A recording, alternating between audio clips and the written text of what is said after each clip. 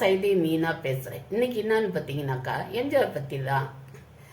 MGR hero அப்படின்ற அந்தஸ்தோடு இருந்தால் கூட அவர் கூட நடித்தவங்களுக்கு அவர் ஸ்கோப்புன்னு சொல்லுவாங்க பாருங்க. அவங்க தங்களோட திறமையை காட்டுறதுக்கு ஒரு வாய்ப்பு இருக்கும் அவர் படத்தில். அப்படித்தான் பார்த்தீங்கன்னாக்கா அலிபாபாவும் 40 திருடர்களும் அப்படின்னு ஒரு படம். அதில் பார்த்தீங்கன்னா அவரோட கேரக்டர் வச்சு தான் அந்த படத்துக்கு டைட்டில் வருது, அலிபாபாவும் அப்படின்னு சொல்லிட்டு. அதில் ஹீரோயினாக நடிச்சிருக்கிறவங்க பானுமதி அம்மா. அவங்கள ஒரு சகலகலா வள்ளின்னு தான் சொல்லுவாங்க எல்லாரும். எல்லாமே எல்லா டேலண்ட்டும் இருக்கும் அவங்களாண்ட. அவங்க பார்த்தீங்கன்னாக்கா அந்த படத்தில் எம்ஜிஆர் நடிக்கிற படத்தில் ஒருவேளை அவங்க இவருக்கு சீனியராக கூட இருக்கலாம், தெரியல. ஆனால் இவர் ஹீரோவாக இருக்கிறாரு. அந்த படத்தில் அவங்களுக்கு பார்த்தீங்கன்னா சோலோவாக 4 பாட்டு வரும். பானுமதி அம்மாவுக்கு மட்டுமே 4 பாட்டு சோலோ சாங் வரும். என்ன பாட்டு?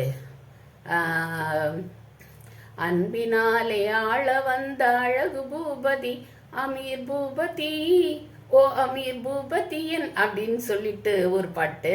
அப்புறம் அழகான பொண்ணுனா அதுக்கேத்த கண்ணுதான் அப்படின்னு சொல்லிட்டு ஒரு பாட்டு.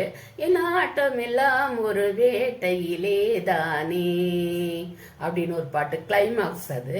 அப்புறம் பார்த்தீங்கன்னாக்கா நடுவில் ஒரு சக்கரபாணி வருவார் அந்த பாட்டில். ஐயா சக்கரபாணி ஐயா வருவார். அதில் உன்னை விட மாட்டேன் உண்மையில் நானே அப்படின்னு ஒரு பாட்டு, 4 பாட்டு. இது பார்த்தீங்கன்னாக்கா ஒரு ஹீரோயினுக்கு 4 சோலோ சாங். எம்ஜிஆருக்கு ஒரு டூயட் அந்த அம்மாவோட, மாசிலா மாசிலா உண்மை காதலே அந்த பாட்டு. இன்னைக்கு வரைக்கும் அது எல்லா இடங்களையும் கேட்டுடுது. இந்த சோலோ சாங் அவ்வளோவா அந்த அழகான பொண்ணு ஒன்று தான் நிறைய பேருக்கு தெரியும். மற்ற பாட்டெல்லாம் பானுமதி அம்மா அந்த படத்தில் பாடின மற்ற 3 பாட்டெல்லாம் அடிக்கடி யாரும் கேட்டிருக்கவே மாட்டாங்க. அப்போல்லாம் பார்த்தீங்கன்னா பாட்டு மட்டும் இல்லாத இன்னும் ஒன்று என்னன்னு பார்த்தீங்கன்னாக்கா மீன் தொட்டியில் உப்பே படிஞ்சிடுச்சு அப்படியே.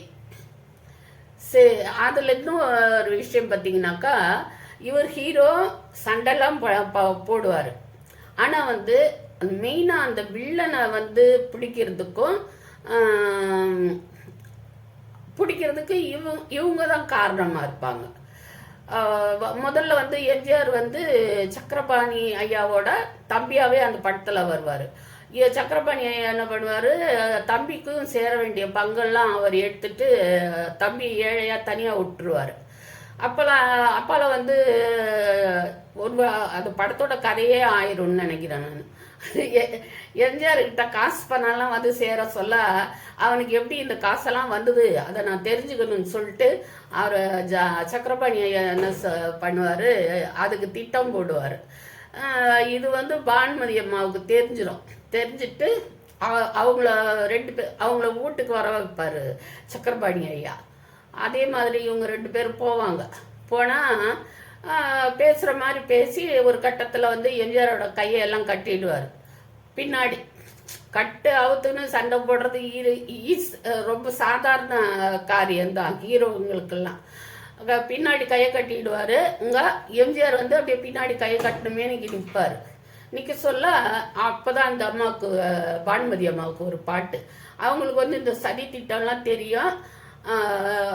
நானே அலிபாபாவோட கதையை முடிக்கிறேன், எனக்கு அவர் மேலே ஒரு பகை இருக்குன்னு சொல்லி சக்கரபாணி ஐயாவை நம்ப வச்சு கையில் கத்தி எடுத்துட்டு உன்னை விட மாட்டேன் உண்மை இல்லானே அப்படின்னு சொல்லிட்டு பாட்டு பாடுவாங்க. எம்ஜிஆருக்குன்னா கோமா இருக்கும்.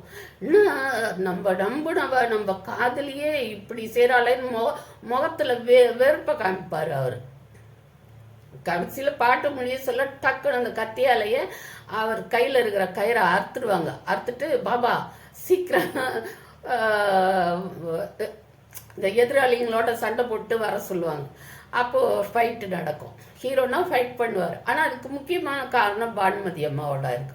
அதே மாதிரி கிளைமாக்ஸ் சீனில் பார்த்தீங்கன்னா 40 திருடர்களும் அந்த திருடர் கூட்ட தலைவன் வீரப்பாவும் வந்து எம்ஜிஆர் வீட்லேயே வந்து அது ஒரு நல்ல செட்டு, அது அருவி, அதுக்கு மேலே வந்து ஒரு பெரிய மலை மாதிரி இருக்கும், அதுலேருந்து அருவி கொட்டும், அங்கே ஒரு பங்களா மாதிரி ஒரு செட்டு, அதில் அங்கே வந்து இருப்பாங்க.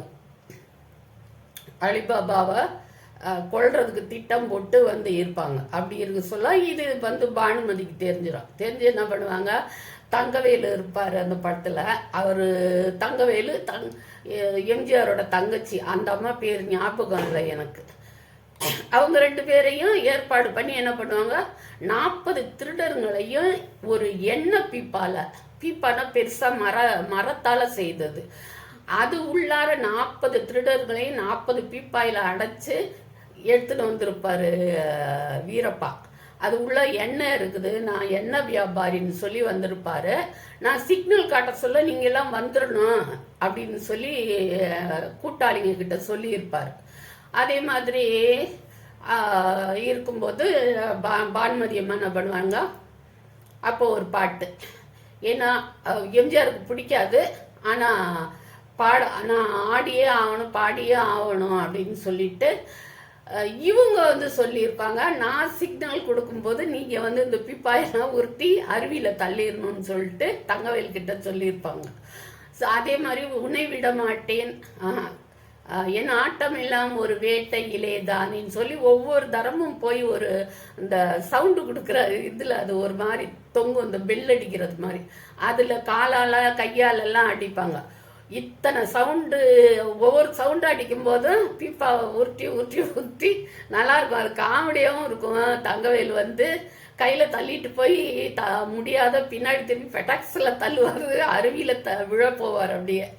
அப்புறம் அந்த மாதிரி 40 பேரையும் கதையை முடிச்சுட்டு வீரப்பா வந்து 40 பேரையும் திருடர்களை கூப்பிட்றதுக்கு சிக்னல் கொடுக்கும்போது அப்போ சொல்லுவாங்க பானுமதி அம்மா, உன்னை பற்றி எனக்கு தெரியும், நான் எல்லார் கதையும் முடிச்சிட்டேன்னு சொன்னப்போ தான் எம்ஜிஆருக்கு உண்மை புரியும். அதுக்கப்புறம் வீரப்பா கூட சோலோவாக அவங்க 2 பேர் மட்டுமே சண்டை போடுவாங்க. ஆக என்ன ஆகுதுன்னா, அது அந்த இவங்களை வில்லன்களை அழிக்கிறதுல ஹீரோயினுக்கும் ஒரு பங்கு, டைட்டில் அலிபாபான்னு இருந்தால் கூட இவங்களுக்கு முக்கியமான பங்கு. சும்மா ஒரு டூயட் பாடிட்டு போகிற மாதிரி அவங்க இது பண்ண மாட்டாங்க, நடிக்கிறதுக்கு சான்ஸ் இருக்கணும் பானுமதி அம்மாவுக்கு. அதே மாதிரி அப்படி இருக்கிறவங்களுக்கு அதுக்கான இடத்த கொடுத்தது எம்ஜிஆரோட பெருந்தன்மை. ஒரு ஹீரோ சும்மா உட்காந்துருக்க சொல்ல ஒரு காமெடி நடிகர் டான்ஸ் ஆடுறதுன்னா அது எம்ஜிஆர் படத்தில் பார்க்கலாம்.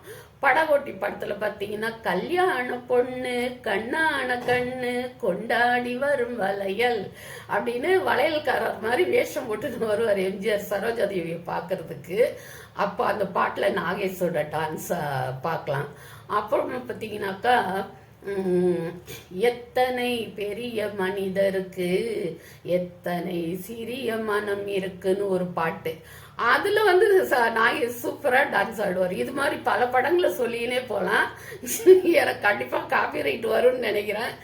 சரி, எனக்கு மனசில் இருந்த ஒரு இதை உங்களாண்ட நான் பகிர்ந்துக்கினேன், அவ்வளோதான். அந்த அம்மா துண்டு இது பிடிச்சிருந்ததுனாக்கா நீங்கள் கமெண்ட்டில் சொல்லுங்கள், என்னென்ன படத்தில் எப்படி எப்படிலாம் அவர் மற்றவங்களுக்கு நடிக்கிறதுக்கு இது விட்டு கொடுத்துருக்குறாருன்னு சொல்லிட்டு நான் வந்து அடுத்த வீடியோவில் உங்களுக்கு பார்க்குறேன். வரட்டா?